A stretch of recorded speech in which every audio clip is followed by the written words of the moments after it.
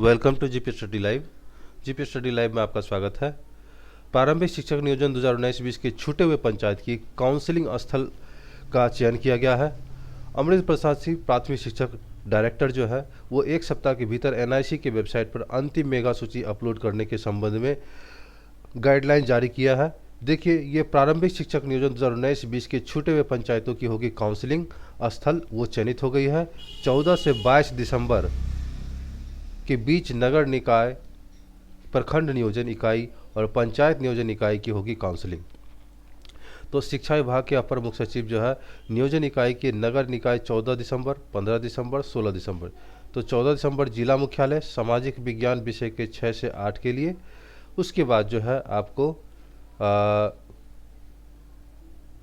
15 दिसंबर को जिला मुख्यालय गणित विज्ञान एवं भाषा विषय में 6 से 8 के लिए। 16 दिसंबर को जिला मुख्यालय वर्ग 1 से 5 के लिए। उसके बाद जो है आपको प्रखंड नियोजन इकाई 17 दिसंबर को 16 दिसंबर को जिला मुख्यालय वर्ग 1 से 5 के लिए और प्रखंड नियोजन इकाई 17 दिसंबर को जिला मुख्यालय सामाजिक विज्ञान विषय में 6 से 8 के लिए ये निर्धारित किया गया है। उसके बाद जो है आपको 18 दिसंबर को जिला मुख्यालय गणित विज्ञान एवं भाषा विषय में 6 से 8 के लिए। 20 दिसंबर को जिला मुख्यालय वर्ग 1 से 5 के लिए और पंचायत नियोजन इकाई 22 दिसंबर को जिला मुख्यालय वर्ग 1 से 5 के लिए किया गया है। तो शिक्षा विभाग के अपर मुख्य सचिव जिला शिक्षा कार्यालय में विभिन्न कारणों से छूटे शिक्षक नियोजन काउंसलिंग की प्रक्रिया को पूरा करने का निर्देश दिया।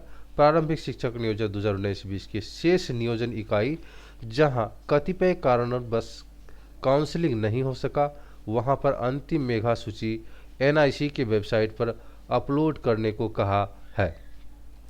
जिला मुख्यालय शिक्षा पदाधिकारी प्रेमचंद ने बताया कि नगर निकाय, प्रखंड नियोजन इकाई और पंचायत नियोजन इकाई के लिए काउंसलिंग का स्थल और तिथि भी निर्धारित कर दिया गया है।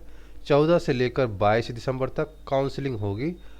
कोइलवर, तरारी, शाहपुर, बरहरा, पीरो और संदेश प्रखंड के कई पंचायतों में नियोजन को अंतिम समय में स्थगित करने पर पड़ गया है। शिक्षा विभाग की तरफ से आदेश मिलने के बाद जिन जिन प्रखंडों के पंचायतों में काउंसलिंग नहीं हुई है वहां से एक सप्ताह के भीतर प्रारंभिक शिक्षक नियोजन 2019-20 से संबंधित अंतिम मेगा सूची देने को कहा गया है। उन्होंने बताया कि एनआईसी के वेबसाइट पर वैसे ही मेगा सूची को अपलोड किया जाएगा जो कि अधो हस्ताक्षरी कार्यालय से अनुमोदित हो सके, ताकि नियोजन का कार्य ससमय पूर्ण कराया जा सके। गौरतलब हो कि वर्ष 2019-20 के प्रारंभ किए गए प्रारंभिक प्रथम चक्र और दूसरे चक्र की काउंसलिंग पूर्ण हो चुकी है। अब छूटे हुए प्रखंड पंचायतों की काउंसलिंग करने की प्रक्रिया शुरू कर दी गई है। छूटे हुए पंचायत की काउंसलिंग जो होगी वो 2019-20 के लिए कई पंचायतों की काउंसलिंग के लिए अंतिम मेगा सूची को वेबसाइट पर अपलोड करने को कहा गया है। इसमें आपका हो गया बरहरा प्रखंड अंतर्गत बखोरपुर, ख्वासपुर, नथमलपुर, मटुकपुर, बलुआ, पश्चिम बबुरा, पूर्वी बबुरा, किशुनपुर, एकौना, पकौड़ी, पूर्वी गुंडी और सिन्हा बरहरा। पंचायत की काउंसलिंग में शाहपुर प्रखंड अंतित दामोदरपुर, गौरा, बरिसावन, सिमरिया, सुइया, बहरपुर, सहजौली, लालू डेरा और खटहा पंचायत की काउंसलिंग होगी। कोइलवर प्रखंड अंतर्गत जोगटा, सकट्टी, कुल्हरिया और भरवर पंचायत की काउंसलिंग होगी। संदेश प्रखंड के संदेश के और पीरो प्रखंड के अमई पंचायत की भी काउंसलिंग होगी। 7 दिसंबर विलंब शुल्क के साथ भर सकेंगे स्नातक। 7 दिसंबर के बीच बीएड कॉलेज कराएंगे प्रायोगिक परीक्षा, ये आरा का न्यूज है। सेवा विस्तार के लिए कुलपति से मिले अतिथि शिक्षक। अगली हेडलाइंस है कि बी अलर्ट, भारत में जो है ओमिक्रॉन जो है एक वायरस जो है वो म्यूटेंट्स वो नया आ चुका है। बेंगलुरु में विदेश समेत 2 लोगों को ओमिक्रॉन संक्रमित मिले हैं। विदेशी मरीज 27 नवंबर की रात को ही चला गया था Dubai. Central health minister Mansukh Mandaviya सभी राज्यों के साथ मीटिंग में सभी इंटरनेशनल एयरपोर्ट पर कोविड टेस्टिंग और सर्विलांस से जुड़े आदेशों का रिव्यू किया जाएगा। गुरुवार तक 10 यात्रियों के सैंपल जीनोम सीक्वेंस भी भेजे गए हैं। साउथ अफ्रीका वेरिएंट ओमिक्रॉन के बारे में पहली बार 25 नवंबर को साउथ अफ्रीका ने डब्ल्यूएचओ को बताया था कि इससे संक्रमित व्यक्ति का 9 नवंबर को सैंपल लिया गया था।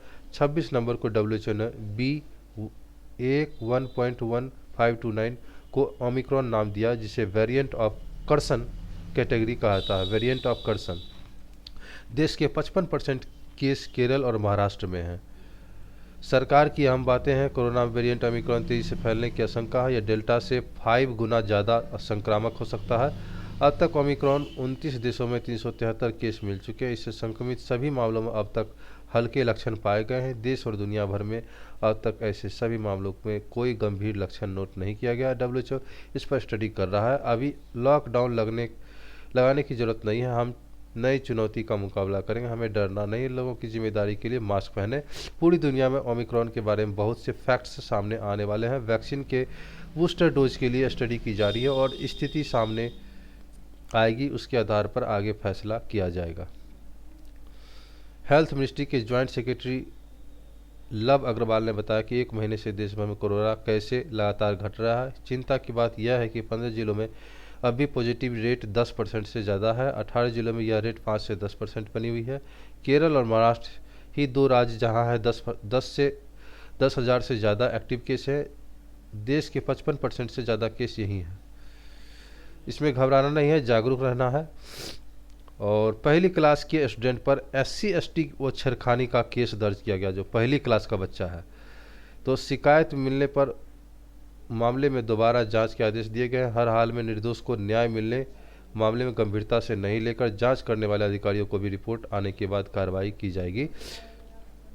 उधार के रुपये नहीं लौटाए की मंशा से केस का आरोप लगाया गया है। अगली हेडलाइंस है आपको, मार्च तक छात्रवृत्ति की राशि मिल जाएगी। SC/ST कल्याण मंत्री संतोष कुमार सुमन ने विधान परिषद में कहा कि मार्च तक सभी पात्र छात्रों को छात्रवृत्ति की राशि भेज दी जाएगी। PMS के माध्यम से 31 दिसंबर तक आवेदन मांगे गए हैं। 1 से 10 तक के 40.66 लाख विद्यार्थी को मेगा सॉफ्ट के माध्यम से छात्रवृत्ति की राशि दी जाएगी। मंत्री ने कहा कि कोरोना के कारण 2020-2021 में 75% कक्षा उपस्थिति की अनिवार्यता समाप्त कर दी गई है। 609 करोड़ का प्रावधान किया गया है। मंत्री विप में केदारनाथ पांडे के तारांकित प्रश्न के उत्तर दिए थे। सुप्रीम कोर्ट की सख्ती के बाद दिल्ली में आज से सभी स्कूल बंद कर दिए गए हैं। सुप्रीम कोर्ट केंद्र और दिल्ली सरकार के प्रदूषण पर काबू करने के लिए 24 घंटे में सुझाव देने का निर्देश दिया। यह भी कहा कि दिल्ली NCR में प्रदूषण नियंत्रित करने के लिए जमीनी स्तर पर कोई कदम नहीं उठाया जा रहा है। अगली हेडलाइंस है, शिक्षक ट्रेनिंग में 25 स्कूलों में 5-5 लाख रुपया का जुर्माना किया गया है। सभी स्कूल के शिक्षक और प्राचार्य को प्रशिक्षण लेना है। हर शिक्षक को 50 घंटे की ट्रेनिंग अनिवार्य है। सहोदिया की तरफ से स्कूलों को शेड्यूल भेजा गया है। हर शिक्षक को प्रशिक्षण लेना है। लापरवाही करने वाले स्कूल पर कार्रवाई भी बोर्ड द्वारा की जाएगी। CBC मानद सचिव, पाटलिपुत्र, सहोदिया कॉम्प्लेक्स, बिहार। अगली है, 5 साल में मानसिक दिव्यांग 37% घटी है। नेत्रहीन छात्र 42% बढ़े हैं। तो इस तरह से नामांकित छात्र हैं 17 दिया गया है, और मानसिक दिव्यांग है 17 है, और छात्र दिए गए हैं। नेत्रहीन दिव्यांग का है और मूक बाधिर दिव्यांग का है। दिव्यांग छात्रों में कमी आ रही है, उनकी कई कैटेगरी में भी कमी आई है। हर साल दिव्यांग विद्यार्थियों को खोजकर नामांकन करवाया जाता है। 2021 के UDAIS रिपोर्ट को माने तो मानसिक दिव्यांगों की संख्या सबसे ज़्यादा गया जिले में है। 1152 बच्चे मानसिक रूप से बीमार पड़े हैं। पूर्णिया में 917 और मधुबनी में 882 बच्चे हैं। और नेत्रहीन दिव्यांग की बात करें तो भागलपुर में सबसे ज़्यादा 1144 बच्चे नेत्रहीन हैं। गोपालगंज में 713 हैं। मैट्रिक इंटर के 192 टॉपर सम्मानित होंगे।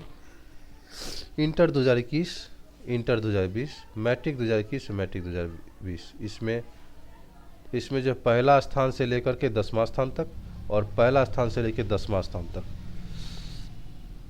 इंटर में जो 2021 में कला में 7, वाणिज्य में 9 और विज्ञान में 6 है। और इंटर 2020 में संकाय में कला में 8, वाणिज्य में 10, विज्ञान में 16 है।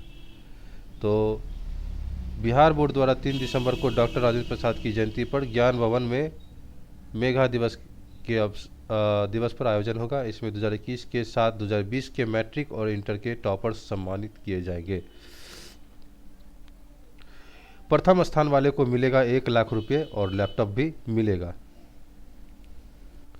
साथ ही किंडर बुक होता है, किंडर बुक बच्चों के लिए जो होता है, किंडर बुक रीडर, और साथ में प्रशस्ति पत्र और मेडल दिया जाएगा। दूसरे स्थान वाले सभी टॉपर को 75,000 रुपये और तृतीय स्थान प्राप्त टॉपर को 50,000 रुपये इनाम के तौर पर दिए जाएंगे। इसके अलावा इंटर 2020 और 2021 में चतुर्थ और पंचम स्थान प्राप्त छात्र को 15,000 रुपये, प्रशस्ति पत्र, मेडल और लैपटॉप दिए जाएंगे। वहीं मैट्रिक चतुर्थ स्थान से 10वां स्थान प्राप्त छात्रों को 10,000 रुपये, प्रशस्ति पत्र, मेडल और लैपटॉप दिए जाएंगे। साथ ही साथ जो है 10 जिलों के डीईओ भी सम्मानित किए जाएंगे। इसमें बहुत सारा अररिया, बांका, पूर्वी चंपारण, खगड़िया, मुजफ्फरपुर, नालंदा, पटना, पूर्णिया, समस्तीपुर, पश्चिमी चंपारण शामिल किए गए हैं। बीएसईबी क्विज प्रतियोगिता और बीएसईबी ओलंपियाड के राज्य स्तरीय विजेताओं को भी सम्मानित किया जाएगा। अगली खबर जो है, नवगठित नगर निकाय के शिक्षकों ने भी कि शहरी मकान की किराए भत्ते की मांग की है। राज्य में नवगठित नगर पंचायत, नगर परिषद एवं नगर निगमों के 8 किलोमीटर की परिधि में स्थित विद्यालयों में कार्यरत शिक्षक को शहरी मकान और किराया भत्ता देने की मांग फिर उठी है। और इस बाबत शिक्षा अस्मिता बचाओ अभियान समिति की ओर से प्रदेश प्रतिनिधि शशि रंजन सुमन और आनंद कुमार मिश्रा ने मुख्यमंत्री, शिक्षा मंत्री, शिक्षा विभाग के अपर मुख्य सचिव और प्राथमिक शिक्षा निदेशक को संबोधित ज्ञापन में कहा, सेवांत लाभ के मामले में लंबित तो होगी कार्रवाई। शिक्षा भवन के लिए बाकी 25 जिलों में स्थल चिन्हित करने के निर्देश दिए हैं। शिक्षा विभाग ने सेवांत लाभ के लंबित मामलों पर गंभीर रुख अख्तियार करते हुए इन सभी मामलों को अविलंब निपटाने का आदेश दिया है। सूबे में 8300 शारीरिक शिक्षक अनुदेशकों की बहाली होगी। शिक्षा मंत्री विजय कुमार चौधरी ने शारीरिक शिक्षा अनुदेशकों की बहाली की जाएगी। पंचायत चुनाव के बाद पात्रता परीक्षा आयोजित की जाएगी। स्टूडेंट क्रेडिट कार्ड में 1,35,000 से अधिक छात्रों को 2,000 करोड़ का कर्ज उपलब्ध कराया गया है। 7 निश्चय की यह सबसे श्रेष्ठ योजना है। सरकार उर्दू के साथ ही संस्कृत विषय को बढ़ावा देने के लिए कटिबद्ध है। अनुपूरक राशि सदन से मंजूरी मिल गई है, जिसमें 40,000 शिक्षकों की बहाली हो गई है। बहाली प्रक्रिया पूरी होते ही 1.25 लाख शिक्षकों के एक साथ नियुक्ति पत्र दे दिया जाएगा। 7,744 करोड़ 1,72,000 के अलावा अन्य विभागों को अनुपूरक राशि सदन में मंजूरी दे दी गई है। सभी नियुक्तियों की पारदर्शिता तरीके से हो रही है। मंत्री ने कहा कि जिस बीपीएससी से शिक्षकों की बहाली की बात विपक्ष करता है, उसी आयोग के 3 अध्यक्ष जेल तो एक निलंबित हुए हैं। इससे समझा जा सकता है कि उस समय आयोग से कैसी नियुक्ति होती थी। अब सभी नियुक्तियां पारदर्शी तरीके से हो रही है, कोई चाहकर भी हेरा फेरी नहीं कर सकता। उस समय 37,000 प्राथमिक विद्यालय थे जो बढ़कर 40,000 से अधिक हो गए हैं। मध्य विद्यालय 13,500 से बढ़कर 29,000 हो गए हैं। 5,000 से अधिक उच्च स्तर माध्यमिक स्कूल खोले गए हैं। जल जीवन हरियाली योजना के तहत होगी राज्य के +2 स्कूलों में लगेंगे solar plant. Breda solar plant लगाने के लिए करेगा स्थल निरीक्षक। शिक्षा विभाग ने हेडमास्टरों को हस्ताक्षरित करने के लिए अधिकृत किया और हर पंचायत में +2 स्कूल राज्य के सभी पंचायतों में एक उच्च माध्यमिक विद्यालय में स्थापित है। करीब 3,365 पंचायतों में मध्य विद्यालय में +2 के उत्क्रमित किया गया है। इन सभी स्कूलों में सोलर पावर प्लांट लगेंगे। तो राज्य के सभी उच्च माध्यमिक विद्यालयों में सोलर पावर प्लांट लगेंगे। यह काम जल जीवन हरियाली अभियान के तहत किया जाएगा। इसमें जो है शिक्षा विभाग ने ब्रेडा द्वारा प्लांट की स्थापना एवं नेट मॉनिटरिंग के लिए कई बिंदुओं पर विद्यालय प्रशासन और शिक्षा विभाग से अपेक्षा की है और इसको लेकर विद्यालय द्वारा स्वीकृत भार का आवेदन दिया है। स्वीकृति सिंगल फेज को 3 फेज के कनेक्शन कराना होगा, साथ ही तार की उपलब्धता रखनी होगी। ब्रेडा और शिक्षा विभाग के बीच इस आशय एकरारनामा का भी होगा। ब्रेडा ने तमाम कार्यों में +2 स्कूलों के प्रधानाध्यापकों के सहयोग की अपेक्षा की है। इस कार्य के लिए एक नोडल अफसर नामित किया गया है। नोडल अफसर एक फ़ोन नंबर अपर मुख्य सचिव से जिलों से मांगा गया है।